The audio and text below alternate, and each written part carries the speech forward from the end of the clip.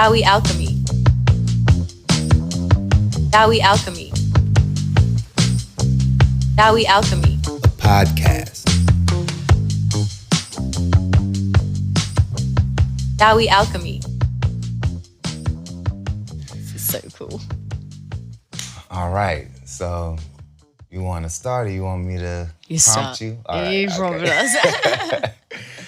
So I guess let's start with Jump Shack, the idea of Jump Shack, You like this one? how it came to be, and then we'll backtrack and get more of your origin stories, how you came together, and yeah, so. Okay.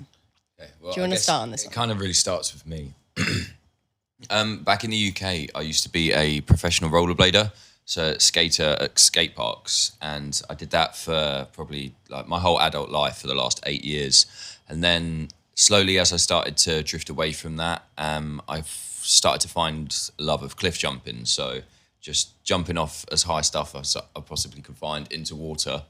And it ended up being kind of like the easier version of skating for me. Like I was doing all of the fun skating parts without all the skating bollocks. So I just got to do all the flips because the type of skating that I would do wasn't street skating. It wasn't technical. It was different from everyone else. yeah. It was crowd pleasing. It was big flips. It was jumps. It was what you want to see at shows, not just competitions. I was much better at that.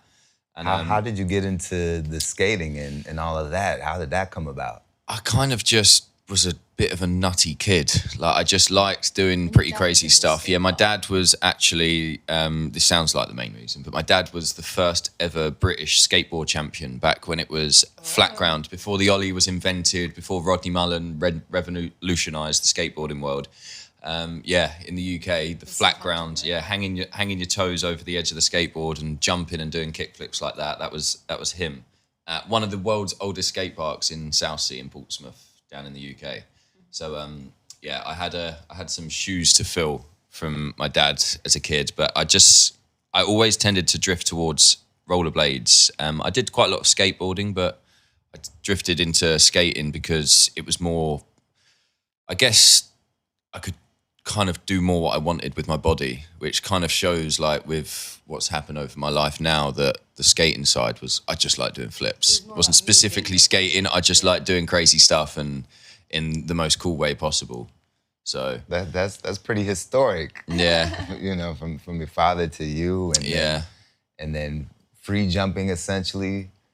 yeah, it So- was so how kind did of you get into that? I know you kind of already are pretty extreme, and you're looking for like the next extreme thing. Or? It was kind of just that. I was always looking for the craziest stuff to do. You So kind of like went through a transition, didn't you, after like rollerblading? You like, were you just like, this isn't 100% me, but I love doing flips. So then you started doing back. Like, it's okay. You can say I was lost for a very long time. It's a little lost shape. When rollerblading started to drift away, I made it sound really easy. There was a bit of a time period where the cliff jumper didn't quite cross over, and it was COVID. So I found a new love for sitting on my arse and doing nothing, eating Nutella out of the jar, and just playing Xbox till 7 o'clock in the morning, waking up at 5 o'clock in the evening. It was the lockdown was a pretty good time, but it started a few bad habits, and it kind of it was the beginning for the end of skating for me. Because before COVID, I was probably the most motivated I'd ever been in my life. I was like, right, okay, I'm really going to go at it. I'm going to do the contest this year. I'm not just going to do a show monkey doing the flips for just the shows. As much as I love doing that, I wanted to try and push further because my goal was getting on Nitro Circus and doing the shows all over the world, which I had ridden before, and I'd done a world's first on, and I'd got to do that, but I just wanted to be able to be on the tour. So I was really gunning for it. I'd planned out all of the contests I was going to. I'm going to France here, I'm going to Barcelona here, I'm doing everything. I'm going to fly to one of the countries that Nitro Circus was doing a tour and just say, oh, I was just here by chance on holiday, like let me ride the ramp again, okay? And then COVID came, and then at the end of COVID, it was the complete opposite. So it took a while, but after I started to find more like people that liked, I say cliff jumping, like for me it was, I'd jump off piers, I'll jump off rocks, I'll jump off buildings into water, like whatever it is, I just jumping off stuff into water is kind of just one of the most fun things I And can like think where of. where we're from, there isn't a lot of places to do that sort of thing. So Charlie would kind of find anything and be like, we could jump off of that. So like a bridge that was over like a little river where the trains would like go by in the countryside. He would try and convince people to go and jump off that, and everyone's like, no, like we're not doing that. And he's the only one like, come on, please, someone jump with me. Yeah, no, I spent quite a long time asking, and everyone was like, why do you want to do that? I was like, why do you not want to do that, you fucking idiots? Like, come on, let's go and have fun. But And you mentioned where you're from. Where are you from, and what was life like where you come from? Bognor Regis, big up Bognor. we are complete Bognorians. It's a town England. in the UK on the south coast. It's almost France. We're as close on the beach as you can get. In between Brighton and Portsmouth, people. And it's officially, you can Google this, it's the sunniest town in the UK. So It's not sunny though. yeah, don't think that it's a lovely seaside town. Once upon a time, it may have been, but yeah, nowadays it's there's quite a lot of grey skies. But it's not a bad place. There's just not Not too much to do for our age. Yeah, so we had a skate park there that was an indoor skate park, and when that was built by a woman called Janina, it changed kind of the game for all of like my age group and people like that were skate park people that would go to the public skate parks. It kind of gave us a real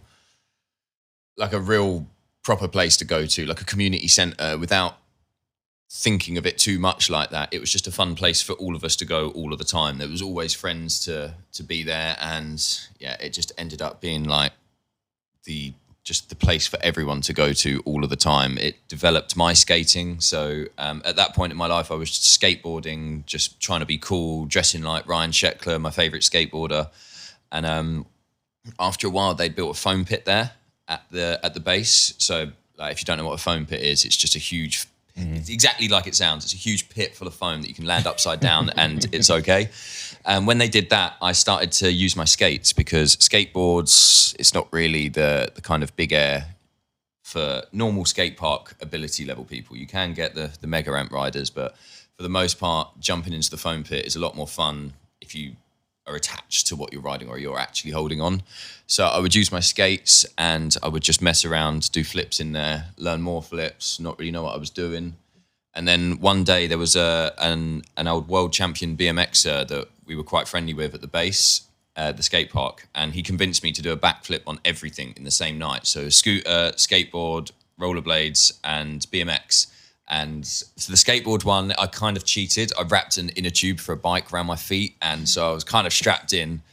But everything else, I did it all in the same night, and it was, yeah, it kind of, from there on, it just developed into, okay, now I can learn stuff in the foam pit and then go onto the ramp. And that was really when it started to snowball, and I really found my feet with, right, I like doing crazy stuff every day. I like coming home, like I have the friction burns that I would get all the time. Like I used to stick to the bed, didn't I? We used to have to change the sheets literally like every other day, because he would just come back late at night from the skate park, get in bed, and his like legs and like shoulders, they would just be like open with blood, and it would just be, and then in the morning he would like peel off of the sheets. I'm like, ugh.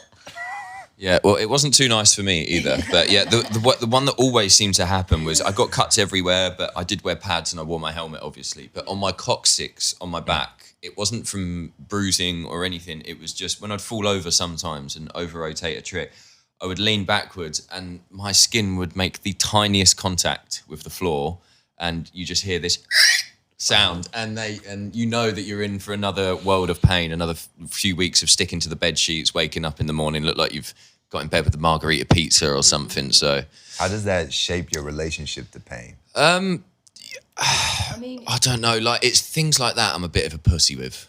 Like little things, like little cuts and scrapes. I'm like, oh my God, it's really unbearable. But if I was to like break my arm, I'd be like, let's go jump off the diving board still. I don't want to not have a good time. It's kind of like leveled. Like stinging pain, I am a complete wimp with. Anything that's, if it's like walk-offable, I can handle that a little bit better than, yeah, the little stuff. But it was just constant. So I would do it all of the time. Like my knees, even though I wore knee pads all of the time, where I would fall over so hard that my pads would hit the floor and then my knees on the inside would get friction burns from the inside of my knee pads. So although I'm protecting my knees from the big bashes, like they were just still constantly covered. And where I was skating every day, the knee pad goes back on, and then inside your knee pad is one of the dirtiest, sweatiest minging places ever. So there's no hope at keeping the scab on or the healing process to work properly. So you have a big cut on your knee that's supposed to last a week, maybe 10 days, and you've got it there for a month and a half because every day you're just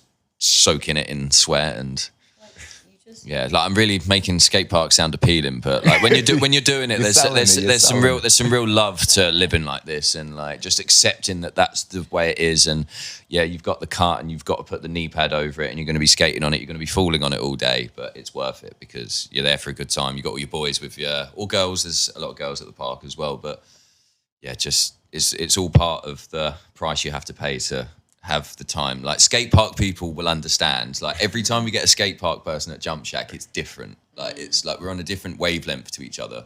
So it is pretty cool. Yeah, I'm always fascinated with people that still continue after the pain. It's like, I'll be there tomorrow. I'll be there the next day.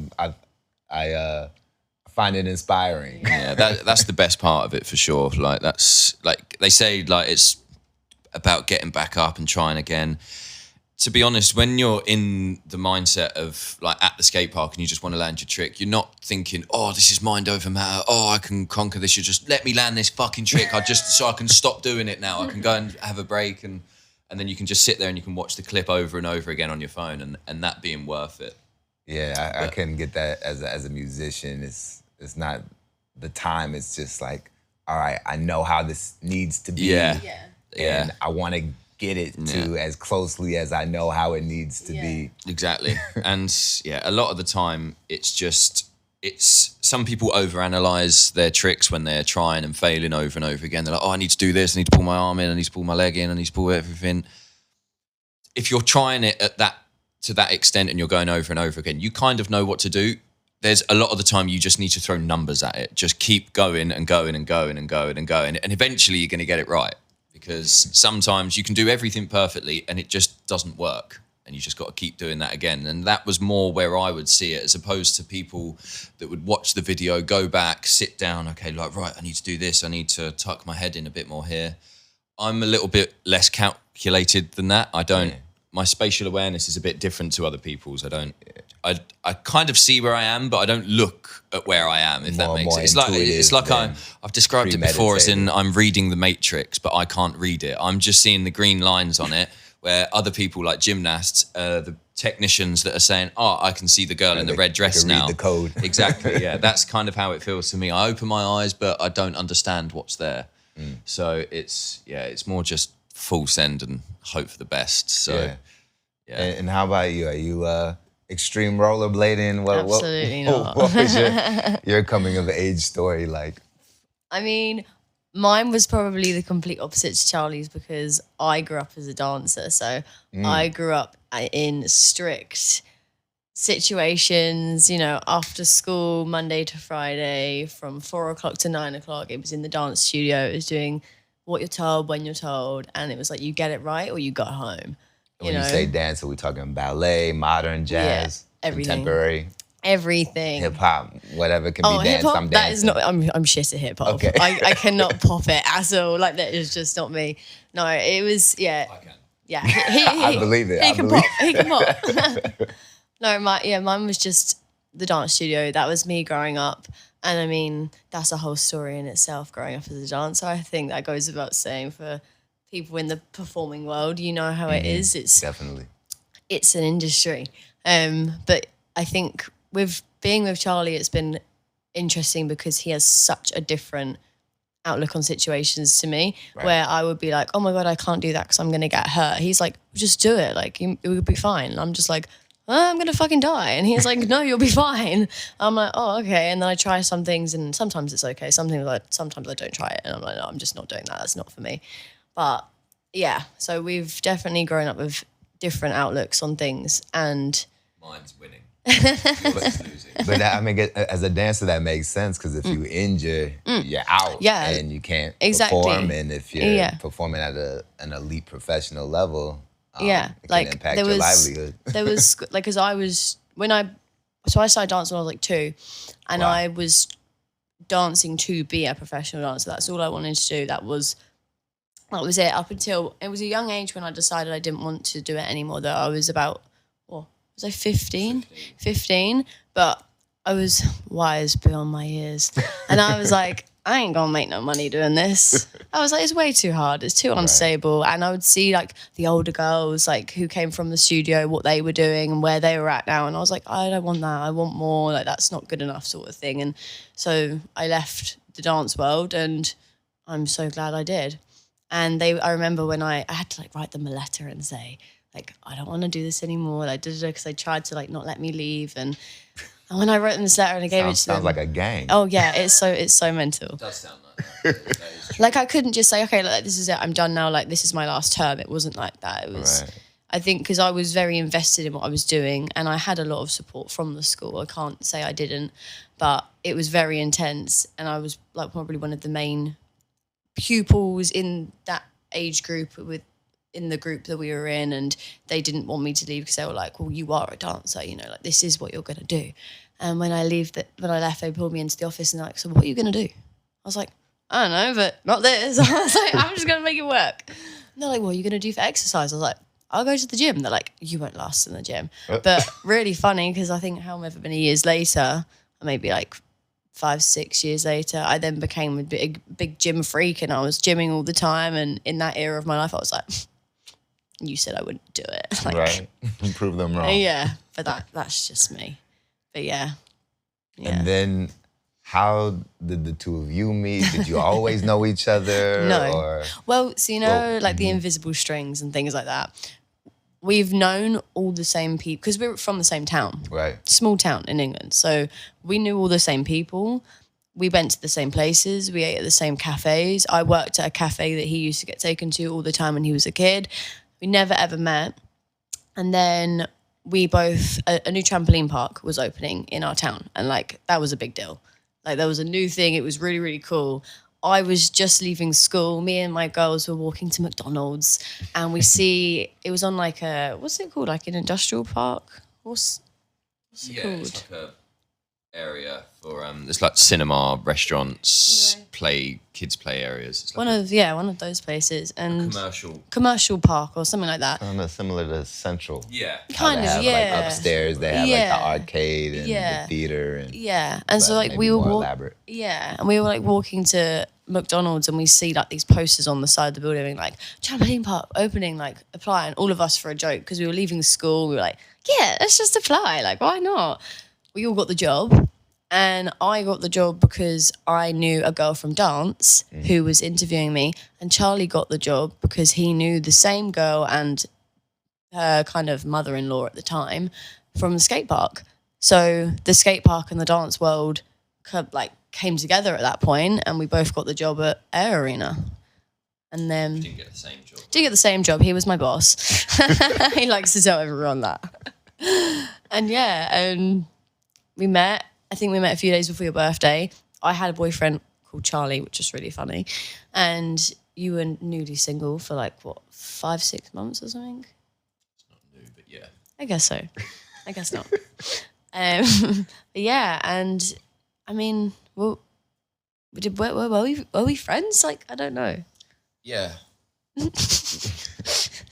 I think so. But I kind of just used to hang around and after my shift and just talk to you quite a lot. And any opportunity where you'd done wrong and I had to go and tell her off, that was a pretty pretty exciting time. But yeah, after a while, kind of the inevitable just happened, and we ended up together. And it was kind of like Love Island though at the workplace, because there was even a couples wall. They made like a couples wall for all the couples that worked at Arena, and at one point we were on the wall, and then we had a little bit of a off time. We were taken down from the wall, and then we were back together and back on the wall. Yeah, there was some high school drama, but like we ended up we came out the other side of it. And we're still together. We are, exactly. So 9 years later, however long it's been. So all the romances you stayed through and true. I don't know if any of the others. No, I don't think so. No, we're the ones going strong. But we made it out of that, and yeah, it's been a pretty long road since. But yeah, just bouncing around from different exciting, crazy scenario to the next. Ideas and lifestyles and what we want to do with our life. And like, 'cause we used to have, when did you get the camper van? Was it after COVID? I can't remember. Yeah, I got the camper van after COVID, but we would. So for a few years, we would have different variations of camper vans, and when we were driving around in it, specifically before we knew we were going to move to Thailand. Like we didn't have any plans. I was making a little bit of cash online, just here, there, and everywhere, just side hustling. Tayla has her fully successful online business, The Social Things. It's a social media management company. So she's got all of that. She was moving to Thailand with that. And we were just going to work online and live the Thai life. We're actually going to go live in Koh Tao as well. So now we're getting into the Thailand. How did Thailand even get on the radar for both of you? So I begged him to go on holiday one time to Thailand. I was like, please, we need to go to Thailand. It looks so amazing. I think it was like, we booked it after my 19, 18. I can't remember. We were younger. And begged him to go. And he was like, okay, we'll do it. How did you discover Thailand as a destination? Well, I think it was always kind of in my life. My parents had their honeymoon in Thailand, so I'd always heard about it. My grandma was obsessed with elephants and had like a love for anywhere that elephants were. So Thailand was a conversation quite a lot, but it was, because it's so far away from England, it never felt like a place that it was accessible. Right. And then it was just this one time where we were talking about, because we'd done a lot of trips to Spain, we did a lot of those things, really grateful to be able to have the access from England to do all of Europe and stuff. But it got to the point we've been together a little while and we're like, where else can we go? And I was like, please, Thailand, let's go. Well, don't make it sound like I didn't want to go there. He was going to go to Australia. I was just going to go to Australia because I was a skater and I had a lot of skating opportunities in Australia. And you were like, no, let's go on holiday instead. So wasn't it a good idea though? Yeah, and so we did go on holiday. But I've always wanted to go to Thailand as well. My mum lived here for a couple of years in the 90s. The very stereotypical, on the beaches of Koh Phangan, like on Hardrin. Yeah, she lived the life in Koh Phangan. So I've heard all the stories and seen all the photos my whole life. So that's the I other knew thing. It was going to be somewhere that I'd go at some point. I wanted to go ride the mega ramp that time instead of. But that's the thing, like for both of us, it had been sort of in our lives, but not at the forefront. But it was like Thailand was a thing, and it was something that our families had spoken about and whatever. And yeah, we came on this holiday for 10 days. It was actually January 2020, just before COVID. And we fell in love with it straight away. We didn't drink at the time. So we were like, wow, Thailand's so cheap. Like, we can come back and do this anytime. And then COVID happened and we were like, right, we've got to wait. And then was it 2022 in October? We then came back to Thailand. Then we did the proper traveling and we were drinking all the time. We're like, okay, it's not as cheap as we thought. Like, when you add alcohol into things, it becomes a lot more expensive. And we traveled, fell in love with it. Charley didn't want to go home. Yeah, after leaving traveling the first time, that was kind of changed you. It was the straw that broke the camel's back for me, because I'd been a skater for a very long time. I'd kind of like lived the dream for a lot of it. I wasn't this super big, successful, famous professional skater all year round. It was I'd make a good living during the summer, have a month or two off, and then I would just get like a biding time job during the winter. And I didn't want to be just doing the same thing anymore. So I was hoping that I was trying to find a way if we could move out to Thailand half the year, if I could be a skater half the year and then go over and just live the life out here for half the year, if we could make something like that work. But whatever it was, I needed to not just live the same. I had to find a way to stay here, basically. It was too much of exactly what I wanted to just my life to be. It was wearing shorts and vests every day or no t-shirt, like not wearing shoes most of the time. And it just started to feel like somewhere I fit in, which I'm sure millions and millions and millions of tourists have all felt that in Thailand. It's very easy for you. But for me, the kind of the tropics, the tropics for me, I used to go on holidays to the Caribbean because I was a very lucky, spoiled child when I was little. And it kind of burned into me that this is really what the good side of life is. I was. Yeah. And by that, I don't mean the just the expensive side. I mean the sitting on the beach under a coconut tree, like with the sea that looks appealing to go into, not like in England where it's grey. And it was just too much in my head, and my whole life I'd just been obsessed with going there or somewhere, like maybe the Caribbean, anything like that, not knowing how I would do it. And as soon as we started to travel around Thailand, it was like, oh, wow, like this, I forgot. Like all of that came rushing back, all of like the feelings of a child of leaving the tropics, going back to the country that I just didn't want to go to. Right. Now being an adult thinking, well, I kind of could do that if I really wanted to, but so I just had to convince you. And it was a bit of a journey from that. That was our first travel trip in 2022. We traveled for 4 months. I wanted to grow up faster than I could. I wanted to move out. I wanted to get... Bit of a square. I wanted to get a place with Charlie. I wanted to get a mortgage because in England, that's what you think you're meant to do. You're told that you're meant to do these steps. And I was like, okay, so in order to be successful, I need to do these things. I was like, I want all of this. We need to do that.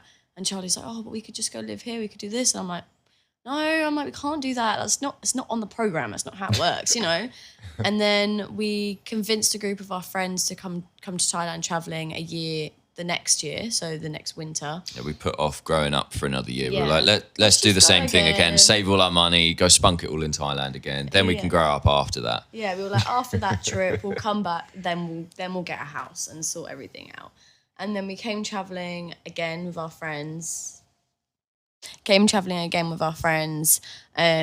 Showed them everything we loved about Thailand. Then we both had bad news from home, which meant we had to go back to England after 2 months, I think it was. And we were just there. It was a very weird few months when we first got back because it was a kind of in-between phase. It was like, okay, we're back in England. Now what do we do? Do we get a house or do we go travel somewhere else? We then started talking about Zanzibar and going to travel around like different Caribbean islands. And we were kind of chasing the Thailand travel, but in other areas of the world. And we were like, well, how can we get what we want? And then I think, when did we even decide we were going to move? I think it was kind of the whole time we were doing it, we had to live in Thailand the whole time. And I think what really pushed us over the edge was I really needed to go to the dentist. And in the UK, you get the dentist as part of, I think it's linked with the NHS. Like you have to pay a small fee, the public healthcare. And we hadn't been on that list for a very long time. We had avoided the dentist for a long time because the dentist is really scary and fuck the dentist. We were trying to get back on the list for like 6 months and it's just impossible. Yeah, we were trying to do that, but we couldn't do it. So anything for the dentist was going to be really expensive. Getting a fill-in, which I'm pretty sure knew that I needed at the time.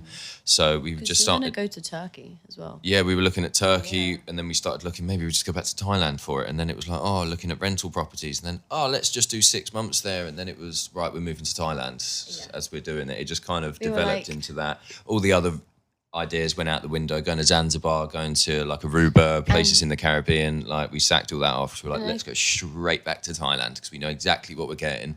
And the dentist places are pretty good out here. So it just ticked all the boxes and that was our excuse to say, right, that's it, we're just going back again. And I think as soon as we kind of made that decision subconsciously, we were like, yeah, this is right. Because we were chasing what we wanted from Thailand in other places. Although I still would love to go to all of those places, it wasn't what we were looking for at the time. And we didn't need to. Like we didn't need to. We weren't looking to go to new places and experience new things. We wanted to experience the things that we did love, but in more of a different way. Instead of staying in a hotel and moving on every 2 days, we wanted to kind of like sink our feet in and like have a local 7-Eleven, not just like the billions that you go to down every street. But the plan was Koh Tao, not Samui. Yeah. Well, Jump Shack was the reason we stayed in Samui. Yeah, we only came to Samui because you were too scared to go straight to Koh Tao. Yeah. I was ready to go full island life, like kick my shoes off as soon as I got off the plane, and that's I was like, wait, where do I buy things? You needed a transition, right? I was like, I need to transition a little bit because Samui is very easy to live. It's got everything. There's no sacrifices. You can get everything delivered. There's supermarkets Lazada, here. Right? Oh, Lazada. And there's absolutely everything. You're not lacking anything. Something people get confused with Thailand. They think it's everywhere in Thailand is underdeveloped in some ways. Right. It's just not. Like, you have the tourist places and of course they're so developed, like, because they're built for tourists and it's grown so much. There's been a lot of people coming here for a long time. It's just... It's natural. It's what happens. It's the way the world is. And Samui's a bigger island. It's the first one of the 3 in the Gulf. It's it's just the way that it is. Has an airport. But we were after the Koh Tao life, like swimming in the turquoise waters and like diving. There's a cliff jumping spot there, which was a big thing for me. It was like I can go there and do that all the time. Like he didn't want to live in Samui because he couldn't jump off anything. Yeah, there's no cliffs to jump off in Samui, which is pretty much was what really birthed the idea of Jump Shack. So the camper van that we were driving around in the UK before was really the birth of it. We would just go around and say, just have this fantasy. I imagine if we could have like a water park with the slides, with the takeoff ramps and diving boards and rope swings and things like that, like a real fantasy in my head. It was, imagine if we could do that. And we just used to drive when we were staying all over the country, just traveling around in the van. Just talk about it. And just building the fantasy for fun, like making it bigger and bigger. And then when we were here and there was no cliff jumping spots and just kind of the idea for me, because I didn't have like a structured online income. I was just making it here, there, online. It didn't feel real at all. There was no connection with it whatsoever. So I knew it wasn't going to last. I wasn't going to be able to hold it on too long. I wanted to just do nothing in Thailand all the time, like live the Thai life. So I kind of started to think, there's more that I want to do something here. And because Tom Birchie, the TikToker, had opened up Knockout Labs over in Ao Nang a couple of years before, been super successful, like TikTok, famous business. And the way that he had done it all, he kind of showed, oh, wow, it is possible. Like there's a lot of hoops you have to jump through, but if you jump through those hoops, then you do it. So then you can get to it. Mm-hmm. So the idea of building that water park kind of came about again, and luckily the complete naivety to thinking, it's Thailand, it's well cheap, we can do anything with like 20 grand. Luckily that carried us through for a very long time. And whole year.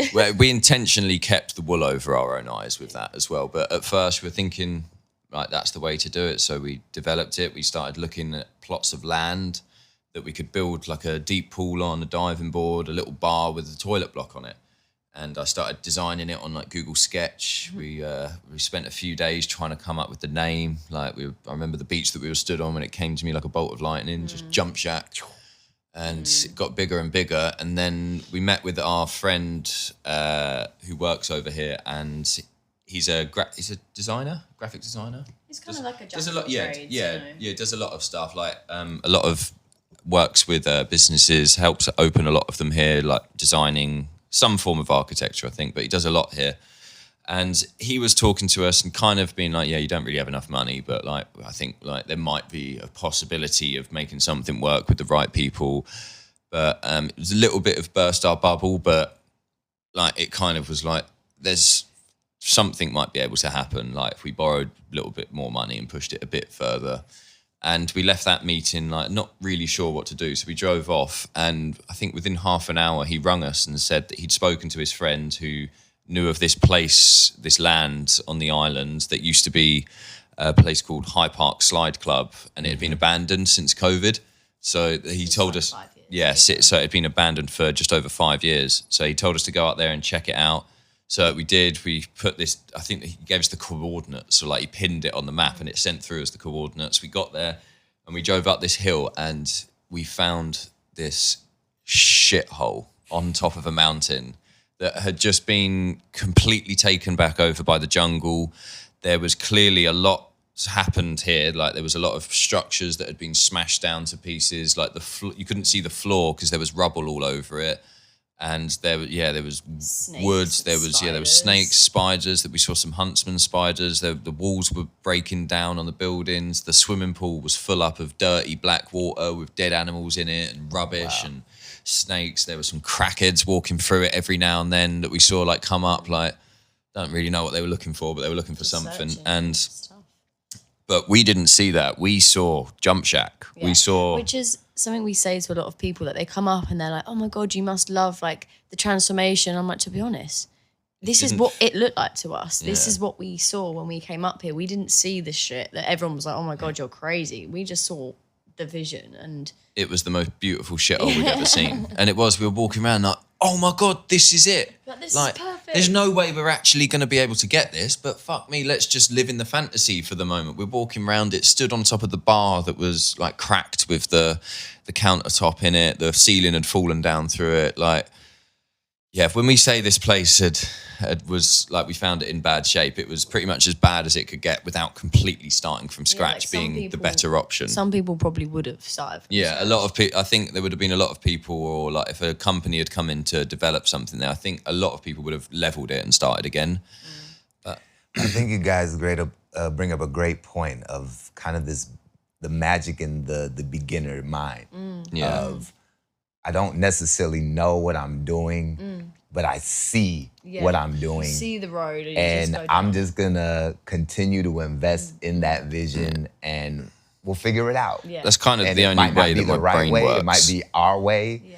And now it's here. It's here for us to live in that vision. It's true alchemy, right? Yeah. Of taking that lead and creating something beautiful out of it. Yeah, it really just feels like the only way that my brain does work is, it's just like I don't see it, I feel it. It's like it's gonna be okay. My whole skating was the same. Like I said, my spatial awareness wasn't the best, so it was just fuck it, just fuck it, just huck it is the saying that some people use.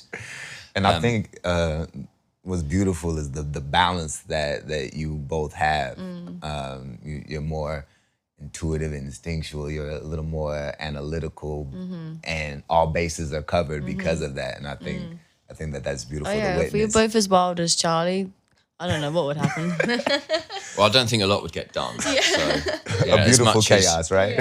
Yeah, Jump Shack was my idea, and it was my I gave the seed, but Tayla grew it and turned it into the magnificence of what it is. Like there's a whole long journey and lots of people involved, but Tayla is she's the grower. The grower. I watered the plants. that's beautiful. Yeah. So we have Jump Shack. And then tell me a little more about your social media management company and how those two worlds collide. And because I also want to hear more about the TikTok as well. Yeah. So, well, it all came from originally, in COVID, I started doing TikTok videos like everyone. But it was like, okay, I can do TikTok. Maybe I could get TikTok famous. Maybe I could do that. Like, see all these girls, like was Addison Rae and all these Americans that are just like blowing up. I was like, I can do that. Really cringy videos, and I hate the fact they're on TikTok still, but is what it is. The journey, right? Yeah, it was a journey.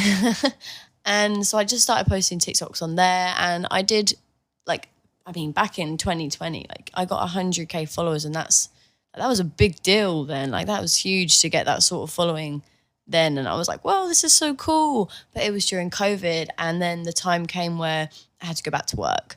And I was like, oh my God, how do I go back to work? And how do I do TikTok and go back to work? I don't want to go back to work. And bearing in mind, I was very lucky. I was working in Charlie's mum's clothing boutique. It wasn't a horrible job. It was absolutely fine. It just wasn't what I wanted to do, and I knew that. And then it kind of just started being like, okay, well, how can I make money from this more? How can I the content creator program wasn't a thing. It was either you get paid ads or sponsorships and that sort of stuff. And I wasn't really getting anything like that. And I was like, okay, how do I do something with what I've learned from social media? I know how to grow something. How can I do it? And then I started applying for social media management jobs. Didn't get any, didn't even get responses from anyone. I was like, okay, maybe I can't do that. And then had a little bit of a mental breakdown coming back from Barcelona. I was crying on the plane home. I was like, what the fuck am I doing with my life? I don't know. And bearing in mind, I'm probably 22 at this point, 21. So I'm crying about my life at 21, thinking that the world's over and I don't know what I'm doing.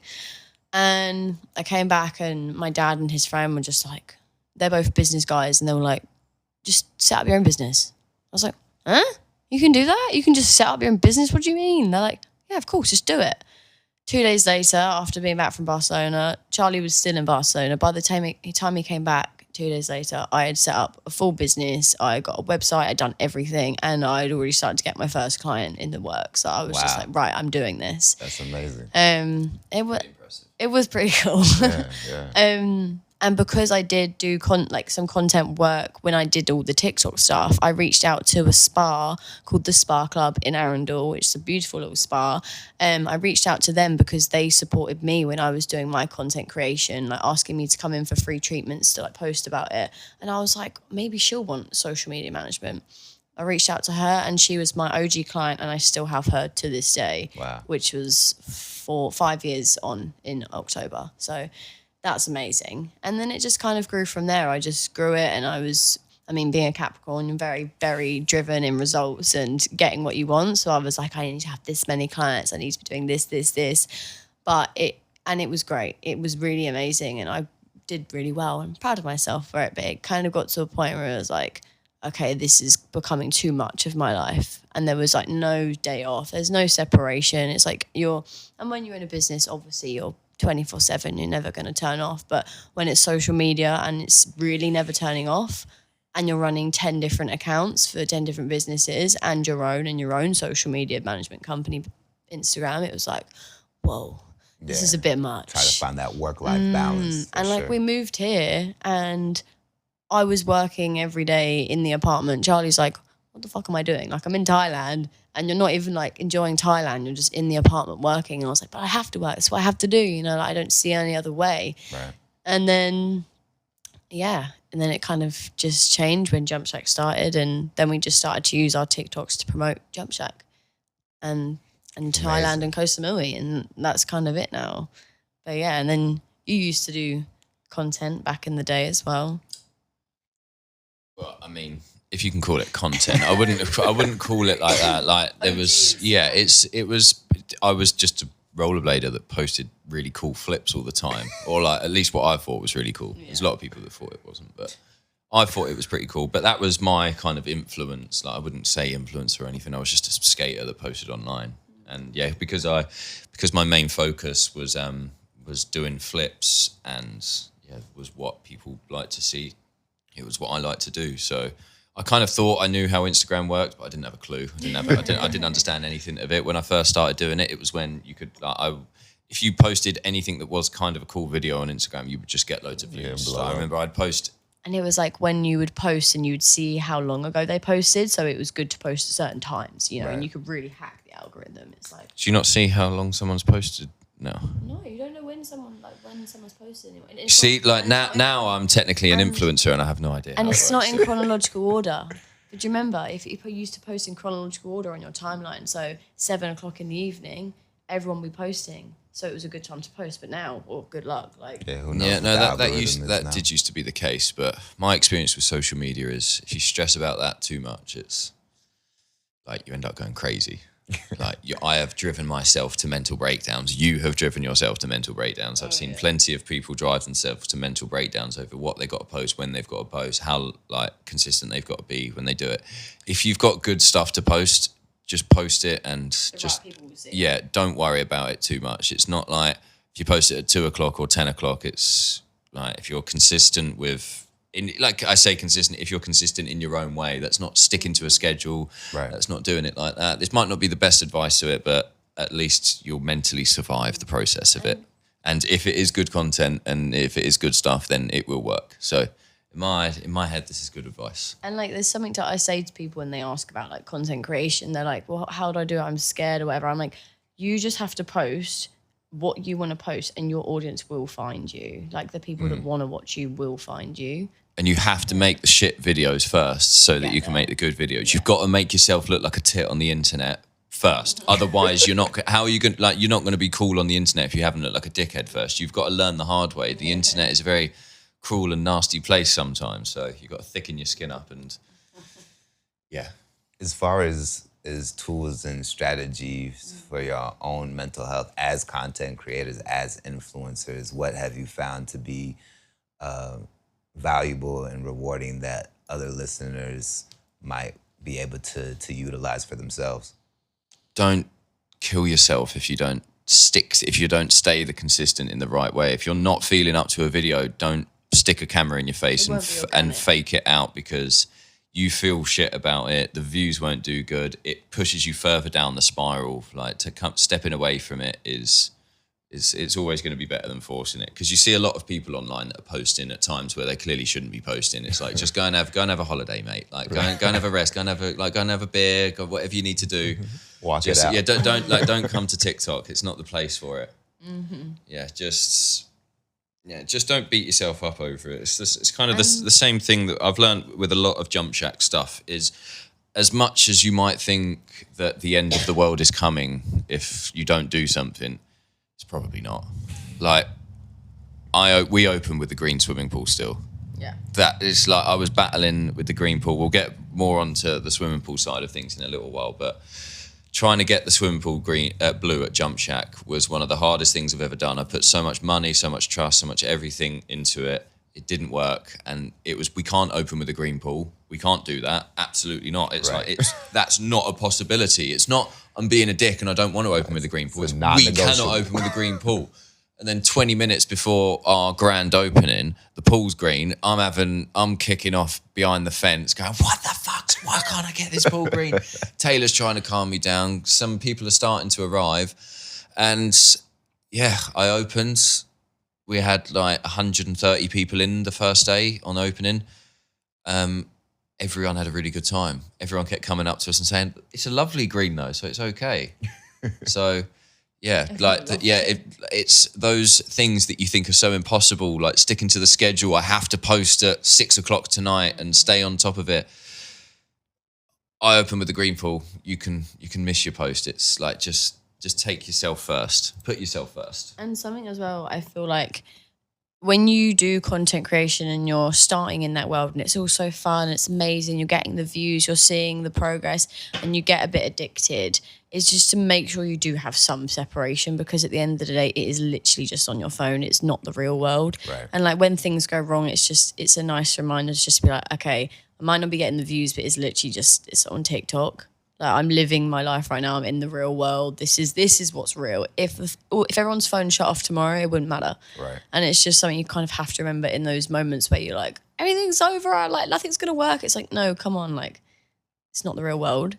It's the digital world, and it will work, and it will come back better another day. Like, it's like weather, right? This cloud will pass too. Exactly. And when you have perspective, you remember those moments where you're freaking out, and you're like, it was never that serious. Yeah. It was never that dire. And you look back and you're like, oh my God, what a dramatic queen. Yeah. But we're kind of at the point now where we can recognise that, but only afterwards. Right. Like we don't take our own medicine with that. Like we can recognise it afterwards. So we think we're getting better, but like it's a slow process. Yeah. But yeah, it's much easier said than done. Yeah. So, want to let the people know where they can find you, where they can find Jump Shack. Is the agency still operating? Or so are you still taking on clients? I'm not taking on clients now. Okay. I'm not taking on clients anymore. But if people ever want advice, I'm always happy to offer that and help. But yeah, no clients for the social things anymore. So. It is Jump Shack, full steam ahead. You can find us on TikTok and on Instagram at Jump Shack Samui, and you can find my TikTok and Instagram as Tayla Barker, and yours is Charley Hastings. Literally that. Just Charley Hastings. That's it. Charley. No numbers. No nothing like that. It's just Charley Hastings. Yeah. And also, if you're in Samui and you're trying to find Jump Shack, don't use Apple Maps. Don't use Waze. Please use Google Maps, and you will find. If you use Google Maps, you will find us. If you use Apple Maps, you will not. Good luck with that. Yeah, we're only 10 minutes from the Strip in Chewang, so really nice and convenient location for people. If they're coming to Samui, we're probably 10 minutes from everywhere. 10 minutes from Bam Rak, 10 minutes from for the main places. Like, where everyone's coming to stay.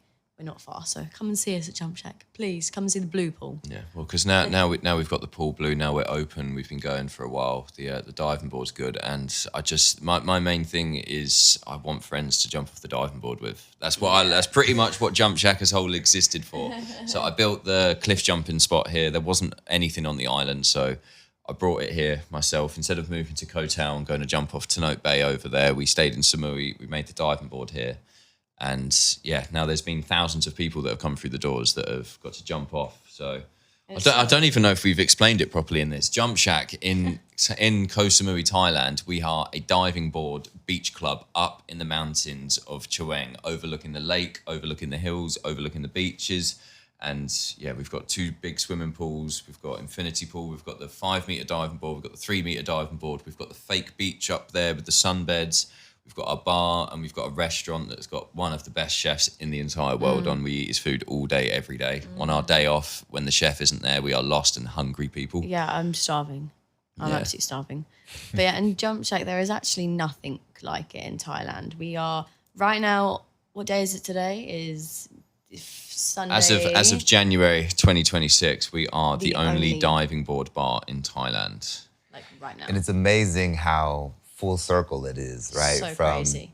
From your story about this trampoline park opening up being the only thing. It really is a full And circle. now you're that for Samoy. Yeah. I haven't come across anything quite like Jump Shack. And even if it was remotely close, it wouldn't be the way that you all have done it, which is really vibey, really creative, real cool, real refreshing. Hell yeah. And I'm that was just, our vision with it. yeah, and I think that you both really nailed it and arrived at that vision, and I think that we're all better because you had the courage to make it happen and to share it with us. Thank you. It's unique, and I'm just grateful to be a participant and a witness. The views. Come jump off the diving board. Come be a friend with Charley. Jump off the diving board. Oh yeah, I'm going to clip that and play it to myself at night whenever I need a little bit of motivation. But that is exactly what our vision was for it. So, like I say, with the skate park that we used to have in Bognor in the UK, it wasn't just a skate park. It was somewhere it was like a community centre. Right. It was like a real you go down there not to skate. You know that there's going to be, no matter who's working there, no matter who's in there as a just hanging out in reception, there's always going to be someone to go to.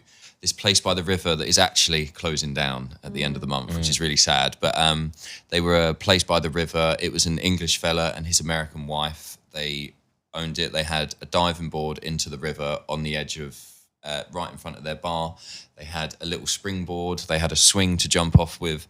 And when we were there, it was kind of towards the end of our traveling for 4 months. So we were quite deep in it. We were just happy to just kind of sit still for a little while and make some friends. And instead of going out partying, we just wanted to talk to people and for more than just a day or 20 minutes.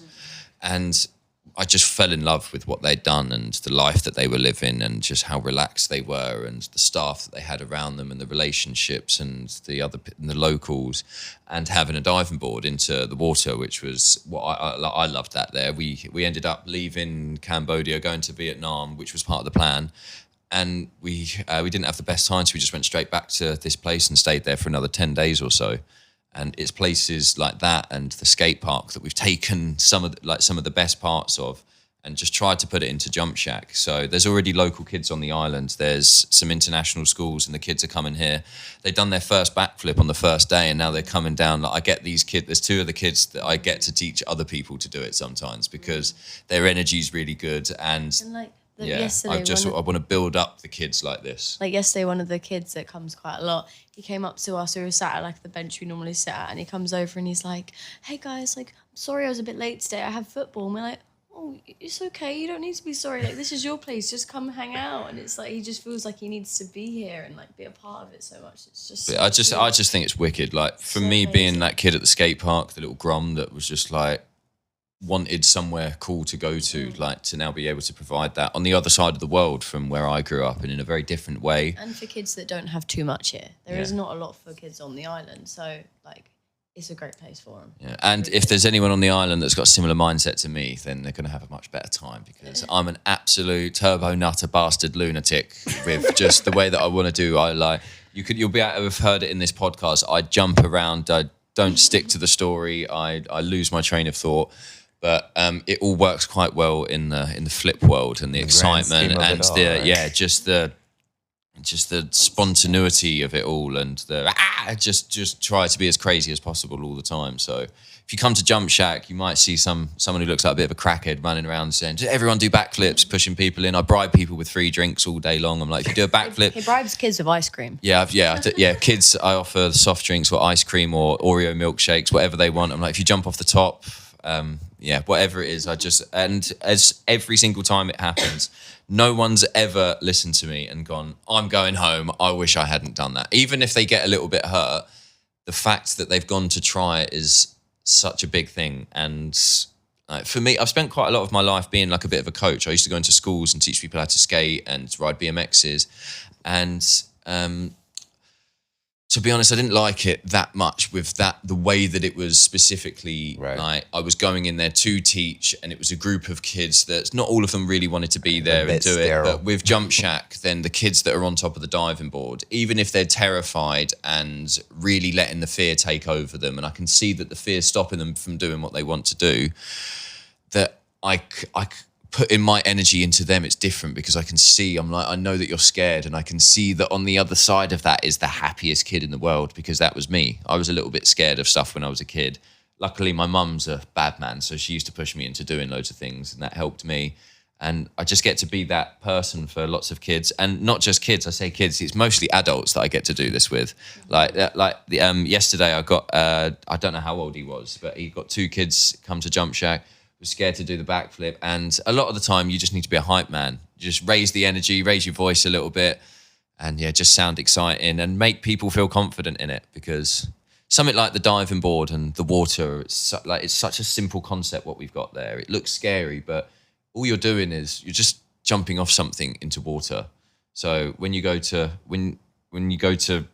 try to get people to not be so scared and really freak out of it, as soon as they do it, you can really see it in them, just like the change of it. It goes, oh my God, it is such a simple, wow, why was I so scared? That's more for people jumping instead of doing the backflips. Backflips is a little bit more skilled, but yeah, when you see people jump for the first time, even the ones that are terrified and the girlfriends that don't want to be up there, that used to be you're a lot better now, but the girlfriends that don't want to do it at all, even them, they have so much attitude on the diving board, and they might be a little bit difficult afterwards with their boyfriends, but as soon as they jump, when their head comes out of that water, there is a smile on their face, even if it's only for a few seconds.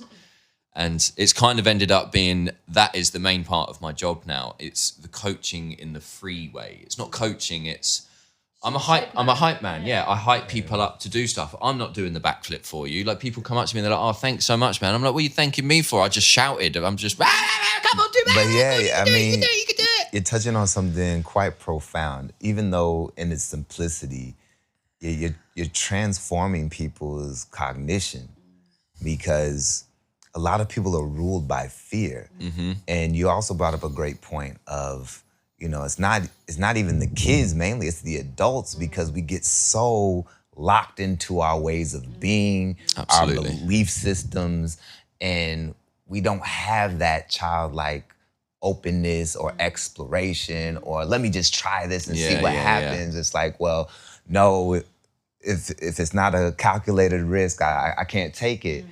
And to be able to face a fear and then overcome that fear and be on the other side of that fear can be highly transformative. That can go into other areas of our life, not just Jump Shack and the high dive. Absolutely. But whether it's just approaching somebody that we want to talk to and get to know better, or starting a business, or all of these other, public speaking, for example, these things that people are terrified of. And then once you do it, you're like, it's not as frightening as I thought it could be. And I think that is highly impactful and I think so, for sure. So all the skating stuff that I've done, like the main thing that I do, people see what I do and think, you're fearless, you've got the biggest balls in the world, you don't care about anything. I am a terrified little girl on top of the diving board most of the time, but I just love it. I love that feeling. I love feeling scared. I love feeling that zap that you get that starts in your feet and it shoots up through your legs and goes through your body. I love feeling on the edge of that moment, and my brain doesn't compute when other people don't do that. Yeah. But it's always been a little bit of a burden, not at the skate park, but the rest of my life. It's been a little bit of a burden sometimes, not understanding people's brains like that. But being here, and something that I didn't quite see coming with Jump Shack, is I knew that I was going to be teaching people a lot of the time and I was going to be pushing people towards it. The amount of bottle that the customers have, and that people come here. I am so shocked. I just didn't see. I guess that being on holiday is a big part of it, and being out in the sun and the carefreeness. It really changes the way that everyone's mindset is. But everyone is so much more open to trying stuff than they would be at home, and it's not. And it is because they're out here in the right environment, because they've all surprised themselves. They're all saying, I can't believe I've just gone and done that. And I'm thinking, I can't believe that you've just gone and done that either, because I've spent my life coaching people to make that first step in the UK. And no one wants to do it. Everyone's scared. Everyone's too scared of getting hurt. Everyone's like, I can't go. I can't go to work if I hurt myself. And if that diving board was in Bognor Regis, the amount of dads and blokes and people like that would say, I can't do that did do it when it was in Samui, is a big difference. It just shows that the fear of it is a big thing, like how much it does control you. Because jumping off the diving board, when you start doing flips, that's different. But jumping off into the water, we're at the highest 5 meters. A lot of the time it's 3 meters that people are doing it for the first time.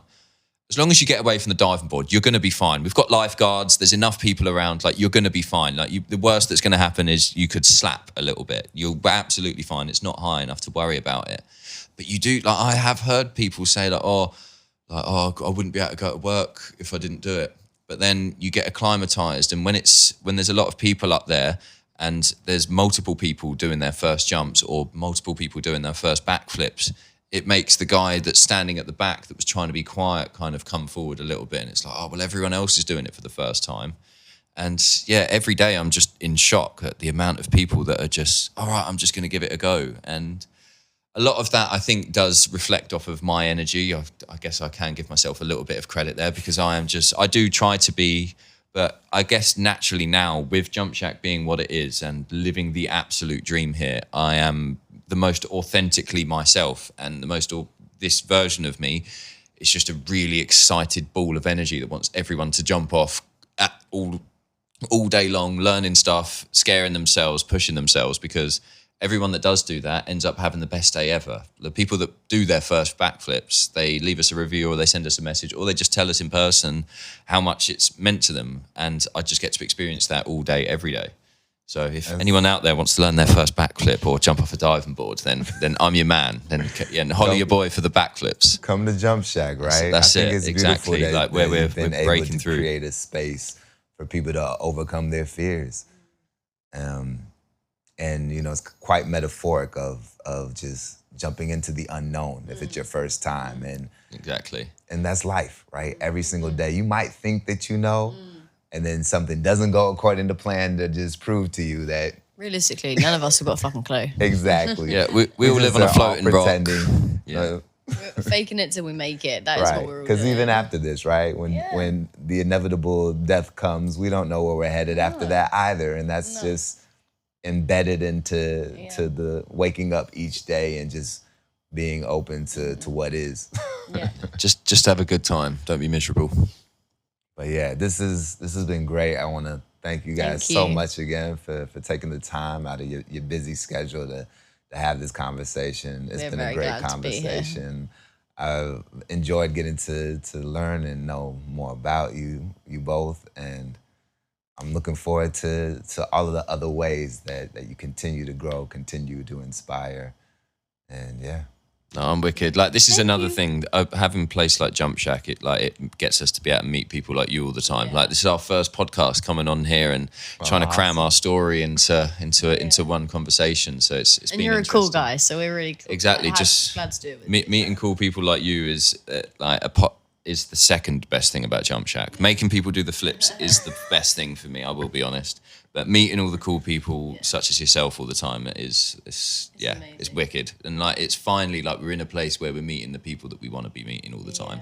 So thank you for that. Thank you for coming into our lives and making Jump Shack that much better. Well, thanks for being our DJ for New Year's, because I mean, that is where it started. Exactly. I might have spent the countdown holding in my dodgy cables for you, but we've got a better system now and it all works properly. So it was okay. A great experience, and I'm just happy to share the story with you and to have the memory, because it was a great memory seeing the fireworks over the view, and what better way to bring in the new year but to celebrate the the grand opening of Jump Shack and this new life in Samoy and again all of the diverse lives that you attract into this place. So that is what I love about Samoy. Everyone's so different, but everyone's the same.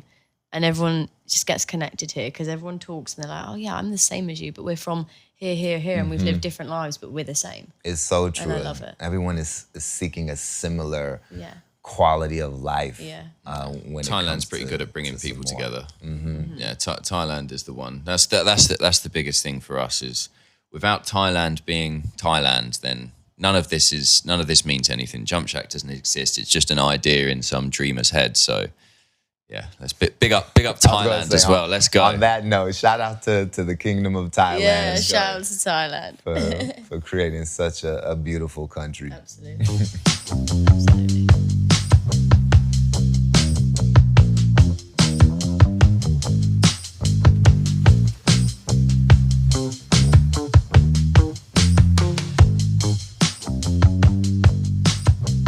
Taowi Alchemy.